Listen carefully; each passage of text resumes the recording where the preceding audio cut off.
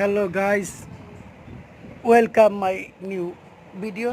আজকে আমি আপনাদের দেখাবো আমরা বন্ধুবান্ধব মিলে গিয়েছিলাম কক্সবাজার ঘুরতে। সেই ভিডিও নিয়ে হাজির হলাম।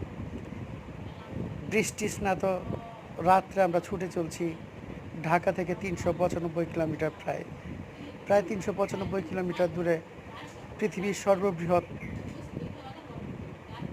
সমুদ্র সৈকত কক্সবাজারে। দেখছেন আপনারা, আমরা কক্সবাজারে পৌঁছে গেছি এবং সমুদ্র সৈকতে। তো বন্ধুরা, আমার এই ভিডিওটি যদি আপনাদের পছন্দ হয়ে থাকে তাহলে আমার চ্যানেলটি সাবস্ক্রাইব করবেন। ধন্যবাদ সবাইকে পাশে থাকার জন্য।